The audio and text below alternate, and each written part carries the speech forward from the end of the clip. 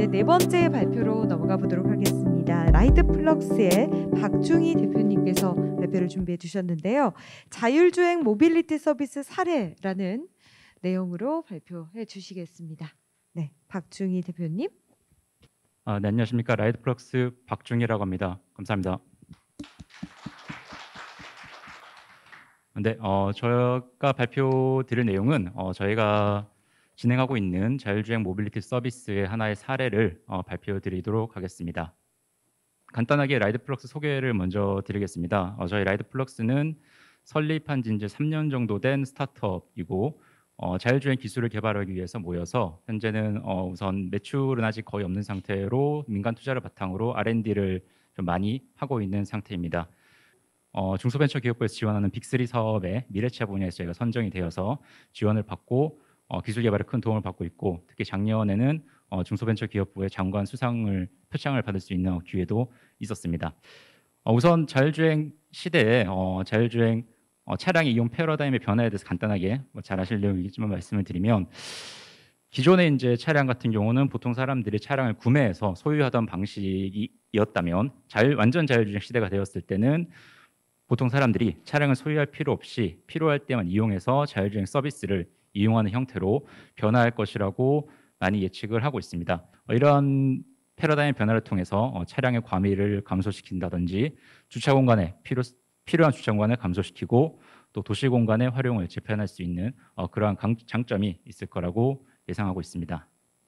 해외 선진 글로벌 업체들의 동향을 간단하게 살펴보면 완전 자율주행, 레벨 4 도심 자율주행 같은 경우 선도 업체들이 지금 현재 미국을 중심으로 진행이 많이 되고 있지만, 최근에는 중국을 비롯해서 유럽, 러시아 등에서도 이런 자율주행 서비스 사례들이 많이 생겨나고 있습니다.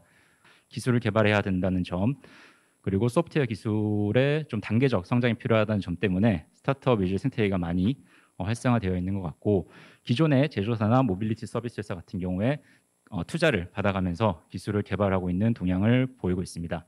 대표적인 사례가 가장 먼저 자율주행 기술을 개발하기 시작한 구글의 웨이모와 최근에 현대자동차가 투자를 함으로써 각광을 받고 있는 모셔널이 있을 것 같습니다.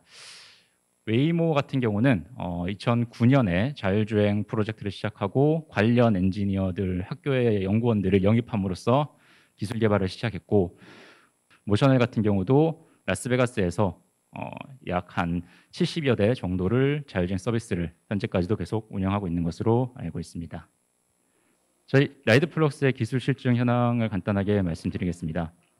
저희는 복잡한 도심 환경, 다양한 도로 형태, 그리고 기상에서 자율주행 서비스와 실증 테스트를 진행하고 있습니다. 별도 통제되지 않은 복잡한 실제 교통 환경에서 다른 차량과 보행자들과 상호작용하면서 원활하게 운행하고 있다는 점이 강점이라고 생각합니다. 현재 저희가 진행하고 있는 자율주행 서비스를 간단하게 소개해드리겠습니다. 제주 공항에 내리시면 렌터카를 빌리기 위해서 렌터카를 빌리는 곳까지 보통 셔틀을 타고 이동을 하시게 됩니다. 저희 같은 경우는 제주 공항에서 쏘카를 빌리는 고객들이 이동하는 셔틀을 자율주행으로 이동할 수 있는 서비스를 제공하고 있고, 제주 공항이나 쏘카 스테이션에서 QR코드를 통해서 신청을 하게 되면 저희 차량이 대기하고 있는 상태인 경우 바로 배차가 되고 차량을 이용할 수 있게 됩니다. 그리고 차량이 운행 중인 경우에는 현재 차량이 이동 중인 경로를 앱에서 표시해 줌으로써 현재 어느 정도 대기 시간이 필요한지를 알 수 있도록 하고 있습니다. 무료로 운영되고 있고 작년 5월부터 공개 시범 서비스를 시작했습니다.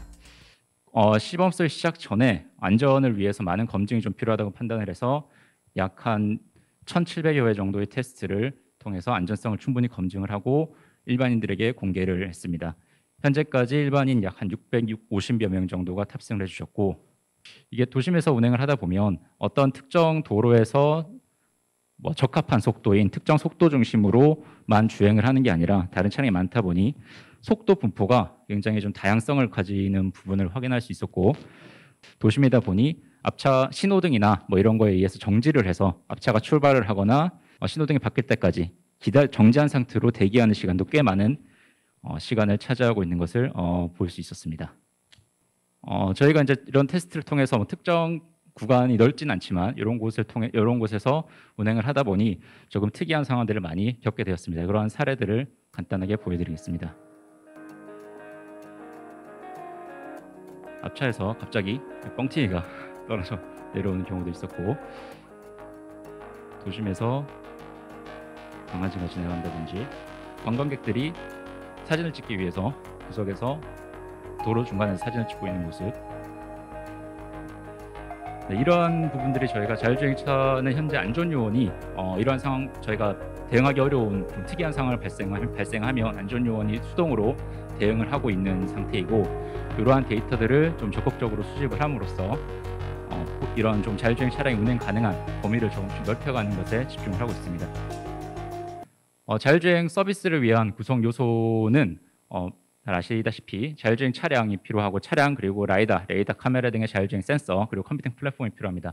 저희는 이러한 부분에 도움을 받고, 인프라, CITS 인프라든지 통신 인프라의 도움을 마찬가지로 받고, 자율주행 소프트웨어, 자율주행 차에 들어가는 인지 판단 제어 등의 소프트웨어 같은 것들을 저희가 개발해서 활용하고 있고, 또한 고객과 연결을 통해서 서비스 플랫폼이 필요합니다. 고객들은 보통 본인이 이용하던 플랫폼을 통해서 차량을 호출하기 때문에 그러한 곳과의 협업도 필요합니다. 저희 레드플럭스는 이런 소프트웨어에 일단 집중을 하고 있고, 다른 분야에 대해서는 협력을 적극적으로 추진하려고 노력하고 있습니다. 자율주행 소프트웨어, 저희가 개발한 자율주행 소프트웨어를 간단하게 소개드리면, 일단 자율주행 차가 주변은 자신의 위치나 속도, 자세 등을 정확하게 인식하는 측위, 그리고 자율주행 차 주변에 존재하는 차량이나 보행자들을 인식하는 인지, 그리고 인지한 이런 차량과 보행자들이 앞으로 몇 초 동안 어떻게 움직일지를 예측하는 예측, 그리고 이러한 상황에서 자율주행 차가 어떻게 행동하는 것이 가장 바람직한지를 결정하는 계획, 그리고 이대로 차량을 제어하는 부분이 있습니다. 이러한 자율주행 차 내에서 돌아가는 소프트웨어뿐만 아니라 소프트웨어적인 인프라로서 도로 정보를 담는 고정밀 지도, 그리고 AI 기술로서 부족한 부분을 해결하고 성능을 높이기 위한 인공지능 데이터, 그리고 신뢰성과 효율성을 높이기 위한 시뮬레이터와 원격 관제 등을 개발하고, 또 관련 분야에 있어서 필요한 부분에 대해서 적극적으로 협력을 추진할 계획을 갖고 있습니다. CITS 연동 성과에 대해서 말씀드리겠습니다. 저희가 CITS에 큰 도움을 받고 있는데, 그중에 가장 큰 부분이 사실 신호등 정보, 현시 정보를 실시간으로 획득하는 것인 것 같습니다. 실제로 그전에는 카메라 기반으로 소위 말하는 딥러닝 방식으로 카메라 신호를 인식하고 있습니다. 하지만 한계가 분명히 존재하고, 이러한 CITS 연동을 통해서 정확도를 적극적으로 향상시킬 수 있었습니다. 저희 이러한 연동의 성과를 바탕으로 확대를 해나갈 계획을 갖고 있고, 제주도 같은 경우는 국토교통부와 함께 CITS 실증 사업을 작년까지 추진했었습니다. 그래서 제주 전역의 주요 도로에 이런 CITS가 설치되어 있고, CITS 단말기를 렌터카에 설치를 함으로써 교통신호뿐 아니라 불법 주정차, 무단횡단 등의 돌발 상황에 대한 교통안전 정보를 렌터카에 제공하고 있는 것으로 알고 있습니다. 현재는 저희가 신호등 정보 중심으로 많이 활용을 하고 있긴 하지만, CITS에 사실 제공하고 있는 점이 굉장히 많이 있고, 저희가 이런 부분을 통해서 성능을 향상시킬 수 있는 것으로 기대하고 있는 부분이 많이 있습니다. 우선 노면이나 기상 정보를 제공받음으로써 적합한 알고리즘을 선택하도록 개선이 가능하고, 도로 상태나 작업 통제 구간 이런 것들에 대한 정보를 자율주행 차량에 획득을 함으로써 차선을 변경하거나 경로를 우회하도록 개선이 가능할 것으로 예상합니다. 그리고 보행자 충돌 방지, 보행자 정보를, 센서 음영 구역에 있는 보행자 정보를 획득을 받아서 미리 좀 서행 가능하게 할 수 있고, 전방에 급정거, 비상 차량, 정지 차량의 알림을 통해서 미리 차선을 변경하거나 감속할 수 있는 기능을 넣을 수 있을 것으로 예상합니다. 이렇게 조금 제공되고 있는 정보를 적극적으로 활용해서 자율주행 차량의 기능을 성숙시킬 수 있도록 노력할 계획입니다. 자율주행 차량과 CITS 같은 경우는 사실 굉장히 긴밀하게 얽혀 있는 것 같습니다. 자율주행 차가 CITS를 이용하게 되면 아무래도 CITS의 신뢰성을 검증하거나 추가적인 서비스 아이디어들을 제공받을 수 있고, 또한 CITS 고가이긴 한데 이런 부분에 좀 더 저가화할 수 있는 아이디어를 제공한다든지, 또 CITS 통해서 자율주행 차량 같은 경우는 기존의 자율주행 차량에 장착된 센서의 한계를 보완하고 차량 간 통신, 그리고 또 개선된 서비스를 제공할 수 있을 것으로 기대하고 있습니다.